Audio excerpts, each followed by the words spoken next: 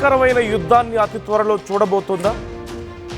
America సైన్యం ఇరాన్పై విరుచుకు పడడానికి అడుగు దూరంలో వెయిట్ చేస్తున్నాయా?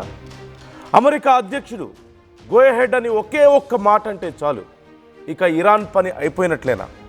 ఇదే ఇప్పుడు ప్రపంచవ్యాప్తంగా అన్ని దేశాలు మాట్లాడుకుంటున్నటువంటి మాటలు. పరిస్థితులు కూడా అలాగే ఉన్నాయి. ఇప్పటికే అమెరికా సైన్యం మిడిల్ ఈస్ట్కి పెద్ద ఎత్తున తరలి వెళ్తోంది. ఏ క్షణమైనా సరే అమెరికా సైన్యం ఇరాన్ మీద విరుచుకు పడడానికి సిద్ధంగా ఉంది. ఓవైపు అక్కడ స్టెల్త్ యుద్ధ విమానాలు చక్కర్లు కొడుతున్నాయి. మరోవైపు అక్కడి సముద్రాల్లో అమెరికాకి చెందినటువంటి జలాంతర్గాములు, పెద్ద పెద్ద యుద్ధ నౌకలు ఇప్పటికే ఎక్సర్సైజ్ మొదలుపెట్టాయి. కేవలం అమెరికా అధ్యక్షుడి ఒక్క కనుసైగ కోసం వాళ్ళు వెయిట్ చేస్తున్నారు. ఇదంతా దేనికోసం?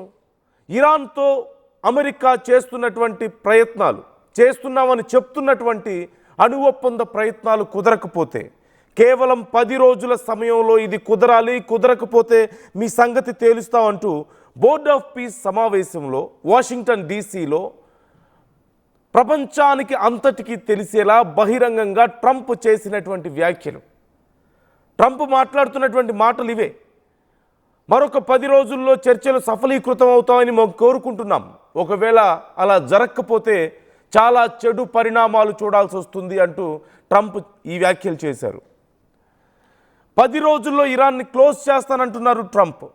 టెహ్రాన్ డీల్ను ఇరాన్ ఒప్పుకోనంటే నేనేంటో చూపిస్తానంటున్నారు. ఇరాన్కు డెడ్ లైన్ పెట్టాను, నేనైతే తగ్గనంటున్నారు ట్రంప్. ట్రంప్ దూకుడుతో ఇప్పుడు ఖమేనీ సీరియస్ అవుతున్నారు.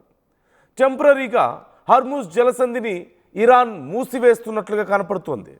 హర్మూజ్ మూసేస్తే ప్రపంచం మొత్తం వ్యాపారమే అల్లకల్లోలం అయ్యే అవకాశాలు ఉన్నాయి. మధ్యప్రాచ్యంలో ఇప్పటికే అమెరికా సైనిక బలగాలు మనం చూస్తున్నాం. అణుదాడులు, బ్యాలిస్టిక్ క్షిపణులను ప్రయోగించేందుకు సిద్ధమవుతున్నట్లుగా తెలుస్తోంది. దేనికైనా మేము కూడా సిద్ధంగా ఉన్నామంటూ ఇరాన్ చెప్తోంది. ఇప్పటికే ఇరాన్తో అమెరికాకి చెందినటువంటి ముఖ్యమైనటువంటి బృందం చర్చలు జరిపింది పలు దఫాలుగా. ముఖ్యంగా స్టీవ్ విట్కాఫ్ అలాగే జెరార్డ్ కుష్నర్, వీళ్ళిద్దరూ, జెరార్డ్ కుష్నర్ మనకు తెలిసిందే, ట్రంప్ అల్లుడు కూడా, వీళ్ళిద్దరూ కలిసి చర్చలు జరిపారు. వీళ్ళిద్దరి ఆధ్వర్యంలో ఒక బృందం ఇరాన్తో. ఒకవేళ గనక ఇప్పటి వరకు ఈ చర్చలకు ఎలాంటి ఫలితం రాలేదు, మరొక 10 డేస్ టైం ఇస్తున్నాను, ఈ 10 డేస్ టైంలో ఇరాన్ కనుక ఒప్పుకోకపోతే అణు ఒప్పందానికి మేము ఖచ్చితంగా దాడులు చేసే అవకాశం ఉంది అంటూ క్లియర్గా అమెరికా చెప్తోంది. మరోవైపు క్యారోలిన్ లెవిట్ కూడా దీనికి సంబంధించి వైట్ హౌస్ ప్రెస్ సెక్రటరీ కూడా ఇరాన్ని వార్న్ చేశారు. ఇరాన్ అణు ఒప్పందానికి వీలైనంత త్వరగా ముందుకు రావడం మంచిది, లేదంటే పరిస్థితులు చాలా సీరియస్గా ఉంటాయంటూ చెప్తున్నారు. సో అతి త్వరలో ప్రపంచం మరొక భయంకర యుద్ధాన్ని చూసే అవకాశాలు చాలా క్లియర్గా కనిపిస్తున్నాయి. అమెరికాతో పోల్చుకుంటే ఇరాన్ అంత బలమైన దేశం కాకపోవచ్చేమో, కానీ వాళ్ళ దగ్గర కూడా ఆయుధాలు ఉన్నాయి, వాళ్ళ దగ్గర కూడా సైన్యం బలంగా ఉంది. మరోవైపు ఇరాన్కి రష్యా మద్దతు ఇచ్చే అవకాశాలు కనిపిస్తున్నాయి. పూర్తి స్థాయిలో అమెరికా ఇరాన్ మీద దాడులకు పాల్పడితే రష్యా సీన్లోకి ఎంటర్ అయ్యే అవకాశాలు కనిపిస్తున్నాయి. ఓవైపు అమెరికా, మరోవైపు నిజంగా రష్యా సీన్లోకి ఎంటర్ అయితే అది ఎటువైపు దారి తీస్తుందో ఒక్కసారి మనం ఊహించుకుంటేనే భయం వేస్తుంది. ఏ క్షణమైనా సరే ఖచ్చితంగా 3వ ప్రపంచ యుద్ధం అనేది వస్తే అది అమెరికా నుంచే వస్తుంది, అమెరికా వల్లే వస్తుంది అనేది మనం వింటూ వస్తున్నాం. అమెరికా వ్యవహరిస్తున్నటువంటి తీరు, దుందుడుకు చర్యలు మనం చూస్తూనే ఉన్నాం. వెనిజులా అధ్యక్షుడిని ఎత్తుకొచ్చేయడం కానీ, గ్రీన్లాండ్ విషయంలో గందరగోళం చేయడం కానీ, ఇక ఇరాన్ విషయంలో ఈ మధ్యకాలంలో గత సంవత్సర కాలంలో వ్యవహరిస్తున్న తీరు ముఖ్యంగా మనం చూస్తూనే ఉన్నాం. సో ఏ క్షణమైనా సరే మరొక ప్రపంచ యుద్ధానికి పరిస్థితులు దారి తీయొచ్చు అనడానికి సంకేతాలు మీరు స్క్రీన్లో చూస్తున్నారు. ఇరాన్కి అతి సమీపంలో మిడిల్ ఈస్ట్లో ఇప్పటికే అమెరికాకి సంబంధించిన యుద్ధ విమానాలు, స్టెల్త్ బాంబర్స్, ఇప్పటికే B-2 బాంబర్స్ అక్కడ చక్కర్లు కొడుతున్నాయి. ఒకవేళ గనక అమెరికా అధ్యక్షుడు ఒక చిన్న సైగ చేశాడంటే ఇరాన్ బోర్డర్ దాటడానికి రెడీగా ఉన్నాయి. మరోవైపు ఇరాన్ సైతం వెనక్కి తగ్గడం లేదు. వాళ్ళకి సంబంధించినటువంటి న్యూక్లియర్ స్థావరాలని వాళ్ళు స్ట్రెంగ్తన్ చేసుకుంటున్నారు. దీనికి సంబంధించి కొన్ని శాటిలైట్ ఫొటోస్ కూడా బయటకు రావడాన్ని మనం చూసాం. ఆ న్యూక్లియర్ స్థావరాలు ఏవైతే ఉన్నాయో వాటి చుట్టూ కాంక్రీట్ని నిర్మిస్తున్నారు, బలమైనటువంటి కాంక్రీట్ గోడల్ని నిర్మిస్తున్నారు. కొన్ని అడుగుల మేర, పదుల సంఖ్యలో అడుగుల మేర కాంక్రీట్ని పోస్తున్నారు వాటి మీద. ఒక రకంగా చెప్పాలంటే మళ్ళీ వాటి మీద పెద్ద బాగా చాలా థిక్ లేయర్ ఆఫ్ శాండ్ అలాగే మట్టిని పోస్తున్నట్లుగా తెలుస్తోంది. సో ఎట్టి పరిస్థితుల్లోనూ ఒకవేళ అమెరికాకు చెందినటువంటి ఫైటర్ జెట్స్ క్షిపణులతో దాడి చేసినప్పటికీ వాళ్ళ న్యూక్లియర్ ఫెసిలిటీస్కి నష్టం జరగకుండా వాళ్ళు సేవ్ చేసుకుంటున్నారు. మరోవైపు ఇప్పటికే ఇరాన్లోని చాలా ప్రాంతాల్లో, కీలకమైనటువంటి ప్రాంతాల్లో హై అలర్ట్ ప్రకటించినట్లుగా తెలుస్తోంది. బోర్డర్ని సెక్యూర్ చేసుకునే పనిలో ఉన్నారు. వాళ్ళ సైన్యాన్ని మూవ్ చేస్తోంది ఇరాన్ కూడా. ఒకవేళ అమెరికా కనుక దాడికి సిద్ధమైతే మేము సిద్ధంగా ఉన్నామన్నటువంటి సంకేతాలను ఇస్తోంది. ఇక్కడ ఇరాన్ చెప్పేది ఒకటే, మేము దాడి చేస్తామని చెప్పడం లేదు, but they are ready to encounter. America నుంచి వచ్చినటువంటి ప్రతి చర్యకు మేము సిద్ధంగా ఉన్నామంటూ వాళ్ళు చెప్తున్నారు. మరోవైపు రష్యాతో ఇప్పటికే సీక్రెట్గా చర్చలు జరుపుతోంది ఇరాన్ అంటూ కూడా సమాచారం అందుతోంది. ఇస్లామిక్ కంట్రీస్ సైతం చాలా సీరియస్గా ఈ ఇష్యూని పరిగణలోకి తీసుకుంటున్నాయి. ఒక ఇస్లామిక్ దేశం మీద ఇంత భయంకరమైనటువంటి దాడికి ఒకవేళ అమెరికా దిగితే మనం ఏం చేయాలి, మన స్టాండ్ ఎలా ఉండాలి అనే కోణంలో ఇప్పటికే చాలా ఇస్లామిక్ కంట్రీస్ డిస్కస్ చేసుకుంటున్నట్లుగా కనపడుతోంది. ఈ నేపథ్యంలో ఏ క్షణంలో ఏం జరుగుతుందో తెలియని ఒక ఉత్కంఠ, ఒక భయంకరమైనటువంటి సైలెన్స్ ఇప్పుడు కనిపిస్తోంది. ఈ 10 రోజుల సమయంలో ఏం జరగబోతుంది అనేది ఎవరికి అర్థం కావడం లేదు. ఓవైపు ఇరాన్ మాకు ఇంకా టైం కావాలని అడుగుతుంది, వీ నీడ్ మోర్ టైం అంటూ చెప్తోంది. But America is not ready to give the time. Board of peace, కొత్తగా ఏర్పడినటువంటి బోర్డ్ ఆఫ్ పీస్ మీటింగ్లోనే, బోర్డు మీటింగ్లో ట్రంప్ చేసినటువంటి వ్యాఖ్యలు ఇవి.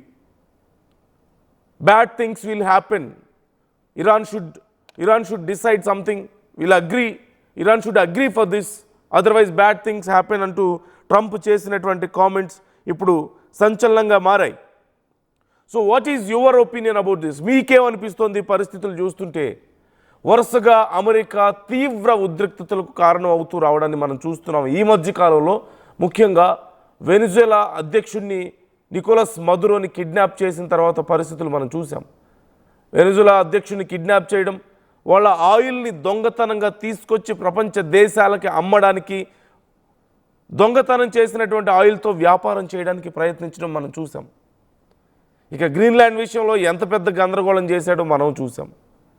ఒకానొక సమయంలో ప్రపంచ దేశాలు ఇక పోలరైజ్ అవుతున్నటువంటి సందర్భాల్లో కొంచెం వెనక్కి తగ్గాడు. అది మళ్ళీ ఇలాగే ఉంటుందా అంటే చెప్పలేం. ఇప్పుడు మళ్ళీ ఇరాన్ విషయంలో ఇరాన్ విషయంలో ఏంటి సమస్య? వాళ్ళు న్యూక్లియర్ వెపన్స్ని డెవలప్ చేస్తున్నారు, వెపన్ గ్రేడ్ యురేనియం వాళ్ళు రెడీ చేసుకుంటున్నారు. ఇది కరెక్ట్ కాదు అని యుఎస్ చెప్తోంది. తమకి అలాగే ఇటు ఇజ్రాయెల్కి, తమ మిత్ర దేశాలకి నష్టం చేసే పనిని మేము ఒప్పుకోం అనేది యుఎస్ చెప్తున్న మాట. కాబట్టి ఈ డీల్ మీద సంతకం చేయండి అంటే మేము వెపన్ గ్రేడ్ యురేనియంని మేము తయారు చేయం అని సంతకం చేయాలి. ఒకవేళ అది అమెరికా కనుసన్నల్లో మెలగాల్సి ఉంటుంది ఇలాంటి విషయాల్లో. లేదు అంటే ఒకవేళ యురేనియంని వాళ్ళు ఫిల్టర్ చేసినట్లయితే, ప్రాసెస్ చేసినట్లయితే అది అమెరికాకి నష్టంగాను, అమెరికా మిత్ర దేశాలకి, ముఖ్యంగా ఇజ్రాయెల్ లాంటి దేశాలకు నష్టంగా భావించి ఆ దేశం మీద దాడులు చేయడానికి అమెరికాకి హక్కు వచ్చేస్తుంది. ఎవరిస్తారు ఈ హక్కుని? ఓ పక్క అమెరికన్ కాంగ్రెస్సే చెప్తుంది, అక్కడ ఉన్నటువంటి రిపబ్లికన్స్ కొంతమంది, అలాగే మరికొంతమంది కాంగ్రెస్ లా మేకర్స్, వీళ్ళందరూ మా అనుమతి లేకుండా, కాంగ్రెస్ అనుమతి లేకుండా మీరు ఒకవేళ యుద్ధానికి వెళ్తే అది ఖచ్చితంగా తీవ్ర పరిణామాలకు దారితీస్తుంది, అలా ఒప్పుకోం మేము అని చెప్తున్నారు. అమెరికాలో ఉన్నటువంటి సొంత పార్టీ నాయకులు కానీ అక్కడి కాంగ్రెస్ కానీ ఒప్పుకోని పరిస్థితుల్లో ట్రంప్ చాలా మొండిగా వ్యవహరిస్తున్నాడు. ఒకవేళ ఇది ఇలాగే కొనసాగితే నిజంగా ఇరాన్తో అతిపెద్ద యుద్ధానికి గనక అమెరికా దిగితే ఖచ్చితంగా ఇరాన్ భయంకరమైనటువంటి నష్టాన్ని చవిచూడాల్సి వస్తుంది. అందులో ఎలాంటి డౌట్ లేదు. కానీ ఇరాన్ అమెరికా మీద తిరిగి దాడి చేస్తుందా? అమెరికా వరకు ఇరాన్ క్షిపణులు వెళ్తాయా అంటే లేదు. ఎక్కడి వరకు వెళ్తాయి? ఇజ్రాయెల్ వరకు వెళ్తాయి. అమెరికా మిత్ర దేశాల మీదకి వెళ్ళే అవకాశం ఉంటుంది. అరబ్ కంట్రీస్, అమెరికాకి అనుకూలంగా ఉన్నటువంటి అరబ్ కంట్రీస్ మీదకు, లేదంటే ముఖ్యంగా ఇజ్రాయెల్ మీదకి వెళ్ళే అవకాశం చాలా క్లియర్గా ఉంటుంది. ఇప్పటికే ఇరాన్కి చాలా సందర్భాల్లో ఆయుధాలని ఇచ్చినటువంటి ఇరాన్, గతంలో ఖమేనీ ఇజ్రాయెల్తో యుద్ధం జరుగుతున్న సమయంలో ఖమేనీ తప్పించుకొని పోయి దాక్కోవడానికి సహకరించినటువంటి రష్యా ఇప్పుడు మరొకసారి ఇరాన్కి ఆయుధాలను సప్లై చేసే అవకాశాలు కనిపిస్తున్నాయి ఒకవేళ యుద్ధం అంటూ వస్తే. ఇవన్నీ కాదు, ఇక పూర్తి స్థాయిలో ఇరాన్ని నాశనం చేయడానికి అమెరికా రెడీ అయితే ఓవైపు రష్యా సిద్ధంగా ఉంది. అమెరికా మీద ఎలాంటి దెబ్బ కొట్టడానికైనా సిద్ధంగా ఉన్నటువంటి చైనా కూడా ఈ విషయంలో ఇన్వాల్వ్ అయ్యే అవకాశాలు ఉంటాయి. Then just see what is going to happen అనేది మీకే అర్థమవుతుంది. ప్రపంచ అగ్రదేశాల యుద్ధాల్లోకి వెళ్తే అణు సామర్థ్యం కలిగినటువంటి దేశాలు, న్యూక్లియర్ వెపన్స్ కలిగినటువంటి దేశాల యుద్ధాల్లోకి అడుగు పెడితే, పూర్తి స్థాయి యుద్ధం కనుక మొదలైతే ఎంత భయంకరంగా ఉంటుందనేది మనం చూడొచ్చు. ఇప్పటికే వాళ్ళ వార్షిప్స్ అబ్రహం లింకన్ లాంటివి వాటర్లోకి ప్రవేశించాయి. ఇరాన్ బోర్డర్కి దగ్గరలో చక్కెర్లు కొడుతున్నాయి. అమెరికాకి సంబంధించిన జలాంతర్గాములు ఇప్పటికే, సబ్మెరైన్స్ ఇప్పటికే ఇరాన్ బోర్డర్లో ఉన్నాయి. B-2 బాంబర్స్ ఇప్పటికే మిడిల్ ఈస్ట్ చేరుకున్నాయి. ఏ క్షణమైనా సరే ఇరాన్ బోర్డర్ దాటడానికి మేము సిద్ధంగా ఉన్నాం అంటున్నారు. వాళ్ళ త్రివిధ దళాలు ఎక్సర్సైజులు మొదలుపెట్టాయి. అమెరికా అధ్యక్షుడు కేవలం ఒక సైగ చాలు వాళ్ళకి విరుచుకు పడడానికి. ఇక అమెరికా సైన్యం ఇరాన్ మీద విరుచుకు పడితే ఎలా ఉంటుందో మనకు తెలియంది కాదు కదా. ఇరాన్ డైరెక్ట్గా యుఎస్తో తలపడే పరిస్థితి లేదు కాబట్టి యుఎస్కి మిత్ర దేశాల మీద దాడులు చేసే అవకాశం ఉంటుంది. మరోవైపు ఇరాన్కి సపోర్ట్గా మరిన్ని పెద్ద దేశాలు కలిసి వచ్చే అవకాశం ఉంది, ముఖ్యంగా రష్యా. ఒకవేళ అదే జరిగితే పలు దేశాలు యుద్ధాల్లో అడుగు పెడితే పరిస్థితి ఎంత భయంకరంగా ఉంటుందో మనం ఊహించవచ్చు. ఇప్పుడిప్పుడే కొంచెం పరిస్థితులు నార్మల్ అవుతున్న టైం, ఇప్పుడిప్పుడే వెనిజులా అంశం తెర మీద నుంచి పక్కకు వెళ్తున్న టైం, ఇప్పుడిప్పుడే గ్రీన్లాండ్ అంశంలో కాస్త శాంతి చేకూరిన టైం, సైలెంట్ అయినటువంటి టైం ట్రంప్. ఇంతలోగా మరొక దేశంతో యుద్ధం, మరొక దేశంతో ఇలాంటి గందరగోళం. ఏదో ఒకటి చేయకుండా ఉండలేడా ట్రంప్? ఏదో ఒక దేశాన్ని ఇబ్బంది పెట్టకుండా ఉండలేరా? ఇక కొన్ని పదాలు మనం ఉపయోగించవచ్చు. ఇలాంటి వైఖరిని ఎలా చూడాలి అనేది కొన్ని పదాలు మనం ఉపయోగించడం ఇక్కడ కరెక్ట్ కాదేమో. But you can see he's going crazy ఒక మాటలో చెప్పాలంటే. ఈ మధ్యకాలంలో వస్తున్నటువంటి ఎప్స్టీన్ ఫైల్స్కి సంబంధించి మొత్తం తప్పుదోవ పట్టించడానికి, చర్చను పక్కకి నెట్టడానికి కూడా చాలా పనులు చేస్తున్నాడు అంటూ మనకు కనపడుతూనే ఉంది. మరోవైపు ఇరాన్లో కూడా పరిస్థితులు కొంత సర్దుమణిగాయి. అంతర్గతంగా ఒక అంతర్గత వ్యతిరేకత మనం చూసాం ప్రజల నుంచి. అక్కడ జంజీ రోడ్ల మీదకి రావడం, ఖమేనీ దిగిపోవాలని కోరడం, ఎన్నో రోజులుగా చేసినటువంటి ఆందోళనలు ఇప్పుడిప్పుడే కొంతవరకు కంట్రోల్లోకి వచ్చాయి. అవి ఆందోళనలు పూర్తిగా పోలేదు. ప్రజలేమి శాంతియుతంగా ఆందోళనలు విరమించి ఇంట్లో కూర్చోలేదు, వాళ్ళ పనులు వాళ్ళు చూసుకుంటూ కూర్చోలేదు. ఖమేనీ అణిచివేతకి చివరికి వాళ్ళు తలంచక తప్పని పరిస్థితి. అమెరికా సహాయం చేస్తుందనుకొని రోడ్ల మీదకి వచ్చి మాకు అమెరికా హెల్ప్ కావాలని చెప్పి అడిగితే, అమెరికా మేము సిద్ధంగా ఉన్నాం హెల్ప్ చేయడానికి అని చెప్తే వాళ్ళు ఇంకా రెచ్చిపోయారు. అమెరికా మాకు హెల్ప్ చేస్తుంది, ఖచ్చితంగా మాకు స్వతంత్రాన్ని తెచ్చిపెడుతుందని. తీరా చూస్తే ఇరాన్తో చర్చలు జరిపి ఎవరైతే తమని నమ్మి రోడ్ల మీదకి వచ్చి కొన్ని వేల మంది ప్రాణాలు పోగొట్టుకున్నారో వాళ్ళందరినీ మోసం చేసింది అమెరికా. ఓ పక్క ఇరాన్ ప్రజల్ని మోసం చేసింది, వాళ్ళకి మాట ఇచ్చి అవును నేను ఉంటాను మీకు సపోర్ట్గా అని చెప్పి చివరికి వాళ్ళు డీల్స్ కుదుర్చుకొని సైలెంట్ అయిపోయారే తప్ప వాళ్ళ ప్రాణాలకు ఎక్కడా విలువ లేకుండా పోయింది. కొన్ని వేల మందిని ఎగ్జిక్యూట్ చేశారంటే పరిస్థితి ఎంత దారుణంగా ఉందో చూడొచ్చు. కొన్ని వందల మందికి పైగా అక్కడ సైన్యం జరిపినటువంటి కాల్పుల్లో ప్రాణాలు కోల్పోయారు. జైళ్ళకి వెళ్ళినటువంటి వేల మందిలో ఎంతమంది బయటకు వస్తారో ఎంతమంది బయటకు వచ్చారో తెలియని పరిస్థితి. నంబర్స్ బయటికి రాలేదు, ఇంటర్నెట్ ఆఫ్ అయిపోయింది, ఎలక్ట్రిసిటీ ఆఫ్ అయిపోయింది, బేసిక్ ఫెసిలిటీస్ కూడా లేని పరిస్థితి ఇరాన్లో మొన్నటి వరకు. ఇప్పుడిప్పుడే కొంచెం పరిస్థితులు బెటర్ అవుతున్న సమయంలో మరొక యుద్ధానికి ఇరాన్ సంసిద్ధం అవ్వాల్సిన పరిస్థితి, అది కూడా అమెరికాతో.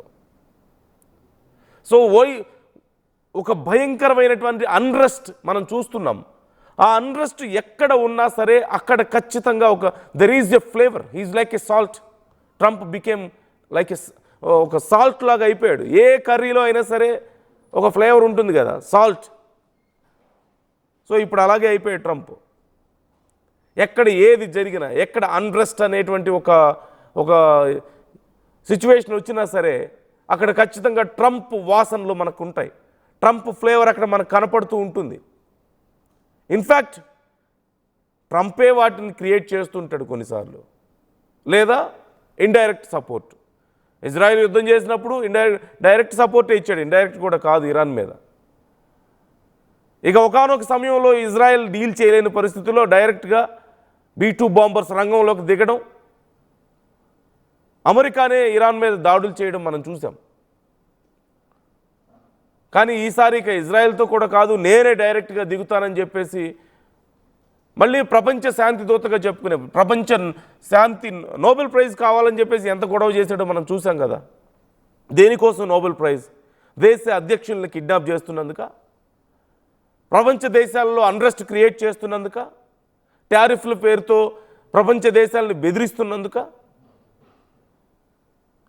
యుద్ధాలతో ఇలా ప్రపంచ దేశాలను భయపెట్టాలని, నాశనం చేయాలని చూస్తున్నందుక, ఆయా దేశాల్లో, శత్రు దేశాల్లో ఉన్నటువంటి ప్రజాస్వామ్యాన్ని దెబ్బతీయడానికి ప్రయత్నిస్తున్నందుకు. ఆఫ్కోర్స్ ఇరాన్లో ప్రజాస్వామ్యం అనేది పెద్దగా కనిపించకపోవచ్చు, కానీ ప్రజల జీవితాన్ని ఒక రకంగా అల్లకల్లోలం చేస్తున్నందుకు. వై?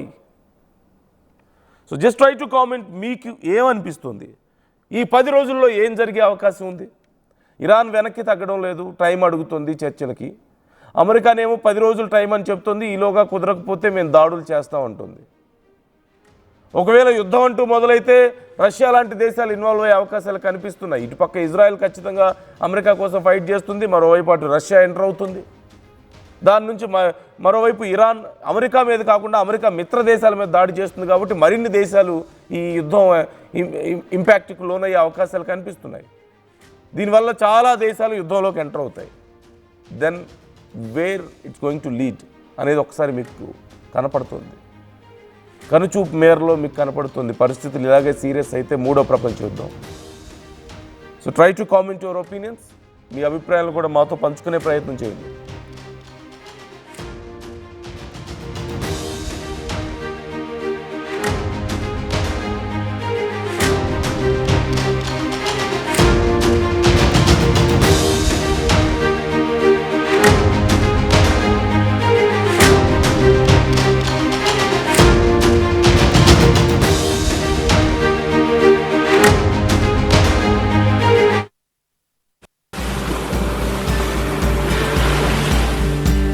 చిన్న చిన్న ఆనందాలు 35 ఏళ్లుగా నా జీవితంలో లేవు.